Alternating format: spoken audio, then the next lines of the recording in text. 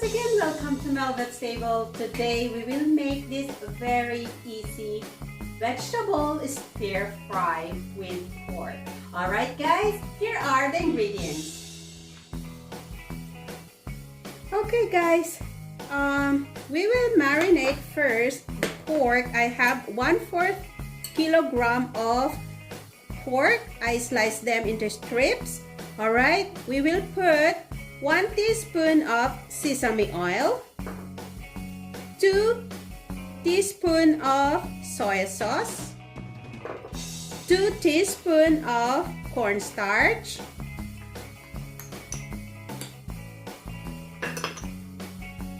2 teaspoons of cooking wine. We will mix this up together guys to marinate our pork.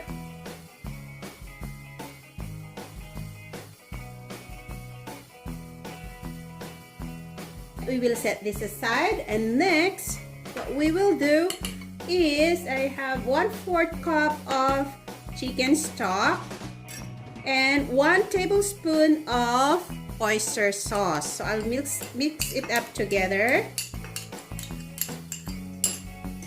and also 1 teaspoon of sugar. Okay, there you go.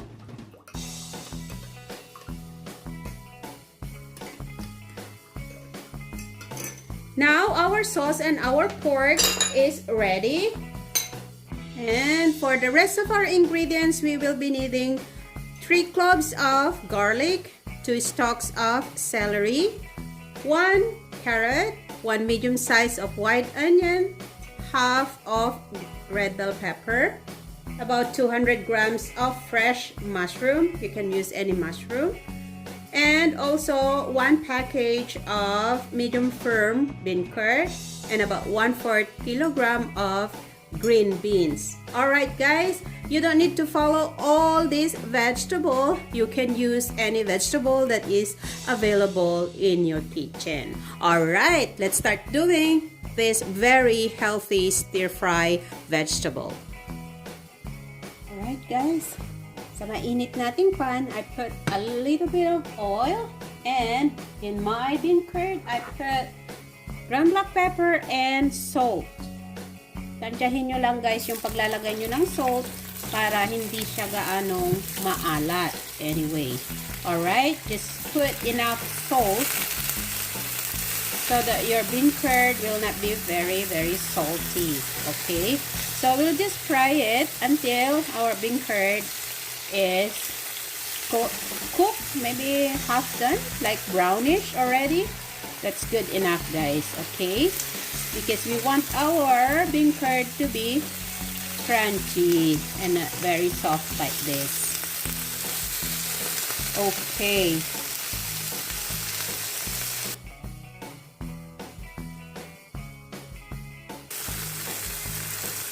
alright guys, we make sure that we brown both sides of the bean curd para talagang masarap siya. Okay?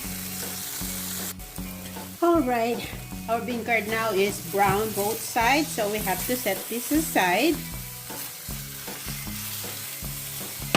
And then I will use another pan para mabilis. Okay? Then I'll add oil. Let's just wait to heat up the pan guys. Okay, we'll add the garlic.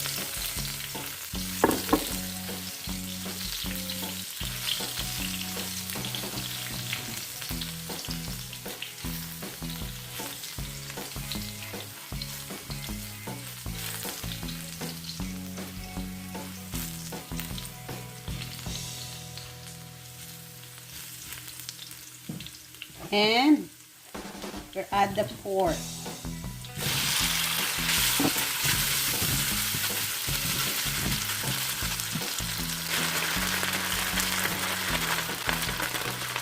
Alright, our pork is already cooked.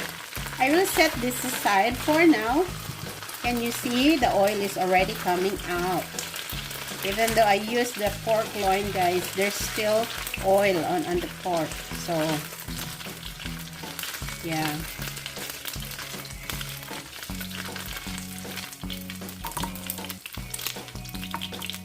Okay. Alright.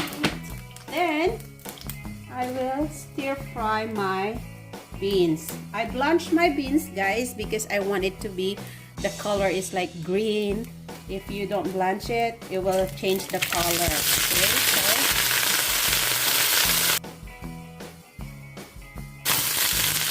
and I put in the carrots and the celery.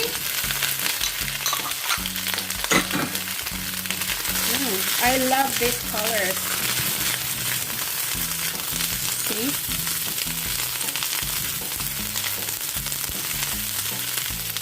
And also add the mushrooms.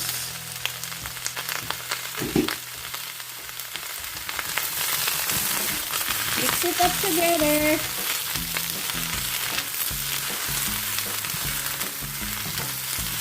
And you can add the sauce.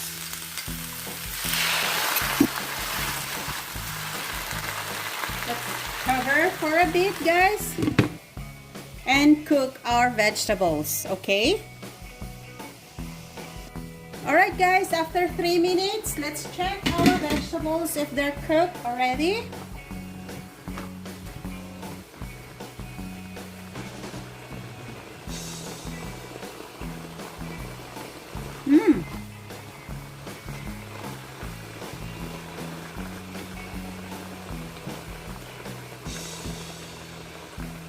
Very good, they're done. So, we put in the bell pepper and the onion. I want my onions to be still crunchy, that's why I put it on the last part of my cooking, okay? So mix this up together, guys. Bring back the pork. Anyway, the pork is already cooked. And also our bean curd. There you go. And let's just mix this up together.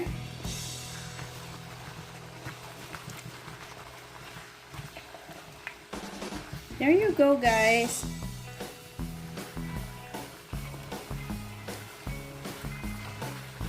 And let's see how's the sauce. If we still need to put some salt or soy sauce. It's good enough, guys, but it depends on how you want your vegetable to be. If you can add some more fish sauce, you can add more oyster sauce, or you can add more soy sauce, that's okay. Alright, guys, this is it. It's done. Sarap ng gulay, right?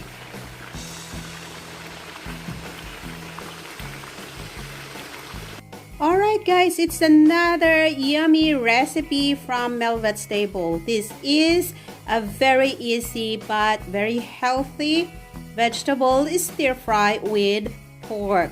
Alright, guys, to all my subscribers, thank you so much for all your support to Mhelbeth's table. And if you are new in my channel, please don't forget to click on the subscribe button and the notification bell para lagi kayong updated every time I'll post a video in my channel. Alright, till next time again. Take care, everyone.